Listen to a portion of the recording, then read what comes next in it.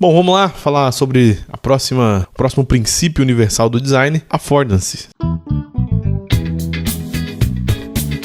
Você saberia dizer como que um produto que você utiliza no seu dia a dia, seja físico, seja digital, né, no seu celular, ele cumpre exatamente aquilo que ele promete quando você adquire ele, seja gratuito ou pago, não importa. Como você sabe que aquele aplicativo ou aquele produto, aquele objeto que você comprou, ele realmente cumpre aquele propósito para o qual ele foi fabricado? Existe um princípio do design que fala sobre isso e a gente chama ele de affordance. Eu lembro, inclusive, um podcast que eu estava assistindo e tinha um angolano e ele falava affordances. E esse jeitinho de falar eu sempre achei maravilhoso e toda vez que alguém pergunta eu falo affordance, que eu acho bem bacana. Mas vamos lá. Então, o que significa affordance, né? A palavra, ela é um pouco diferente. Para português, para o nosso idioma, não foi traduzido de uma forma literal para a gente entender exatamente como colocar no nosso contexto, mas existem explicações que demonstram que são affordances. O próprio livro, né, Princípios Universais do Design, do Will Lidwell, traz uma denominação que seria mais ou menos assim. É uma propriedade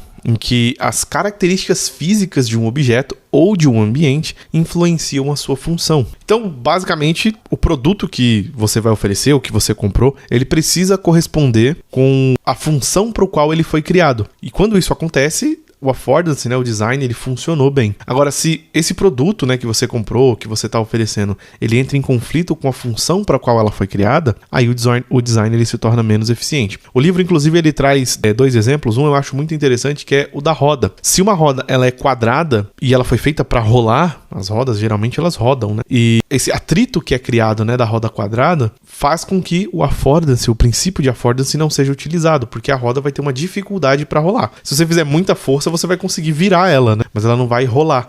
Então é exatamente sobre isso que o affordance se trata. Mas eu vou trazer exemplos práticos aqui, né? Um dos exemplos práticos, inclusive, que o próprio livro traz, são portas, né? Para quem não se lembra, né? Design do dia a dia, as portas de Norman fazem muito parte desse universo do affordance, que são situações onde você não sabe exatamente se a porta que você vai utilizar, se você precisa puxar ela, se você precisa empurrar, se você precisa deslizar ela para o lado, ou, sei lá, só ficar parado que ela abre sozinha. Muitas vezes o design de uma porta, que é uma coisa simples, é uma coisa do nosso dia a dia, se torna um problema, né? Uma situação ali onde você fica até, poxa vida, será que eu que sou burro e não sei abrir uma porta? E não, o problema não é você, é a porta que foi mal lealtada, o design da porta é ruim. Se você puxa uma porta que foi feita para empurrar, o design daquela porta é ruim. Porque tudo que a gente cria, todos os produtos, sejam eles físicos ou digitais, eles precisam ser intuitivos. Eles precisam explicar para a pessoa o que ela tem que fazer para utilizar aquele produto sem um manual, sem uma coisa mais robusta, sem alguém explicando ali para ela o que ela tem que fazer. Esse é o princípio da intuição, de ser intuitivo, né? Que é justamente o que tratam esses princípios do affordance. Quando esse princípio é levado em consideração, por exemplo, numa porta que precisa ser puxada, a gente coloca um puxador. Numa porta, o livro até traz esse exemplo, numa porta que precisa ser empurrada, você não coloca um puxador, você pode colocar uma placa metálica e aí a única possibilidade para abrir aquela porta é empurrando. Existe inclusive um design de porta, 2 designs de portas que eu acho interessante.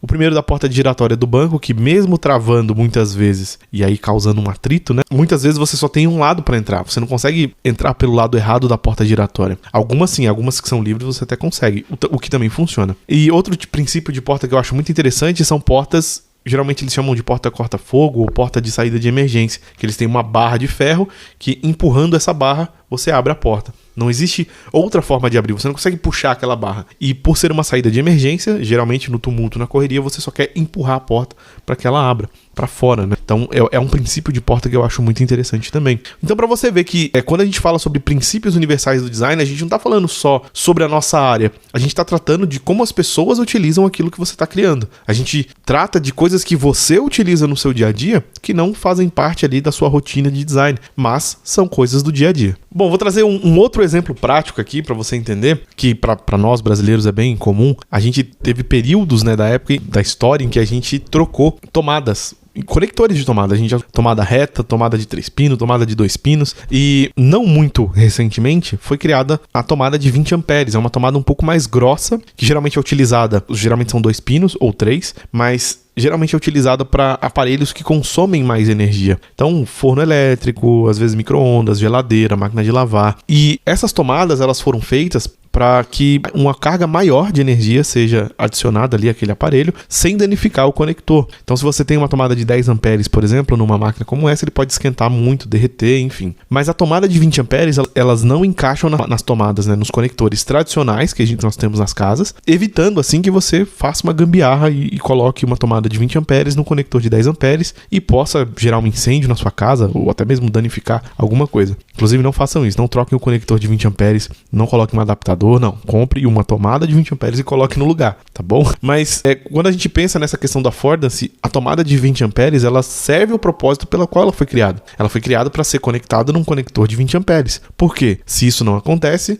você pode ter sobrecarga de energia, calor ali na tomada e pode acabar derretendo e causando danos, né, ao aparelho ou à sua casa ou até pessoas que estiverem próximas. Então, é um design que funciona, apesar de pessoas buscarem a gambiarra, mas pelo menos o design da tomada de 20 amperes funciona. Então, mais uma vez, reforçando, quando a gente fala sobre princípios universais do design, a gente não está falando só de coisas que designers criam. A gente fala sobre coisas que pessoas utilizam. Pessoas normais no dia a dia comum utilizam coisas e essas coisas elas precisam cumprir o propósito para o qual elas foram criadas. Se isso não acontece, os princípios não estão sendo levados em consideração da melhor maneira. Tá? Então, o affordance, ele, resumindo muito, né, é quando alguma coisa mostra ou diz para a pessoa o que ela tem que fazer sem que ela precise de uma explicação. É como o design de um objeto ou de uma interface, né, de um aplicativo que você utiliza, faz você entender como que você vai interagir com ele de forma, uma vez mais essa palavrinha, intuitiva. Precisa ser intuitivo. A pessoa precisa entender só de olhar. Tá bom? Então esse é o princípio de affordance, eu espero que você tenha entendido. Se sobrou alguma dúvida, pode deixar aqui embaixo que eu respondo. Não se esquece de deixar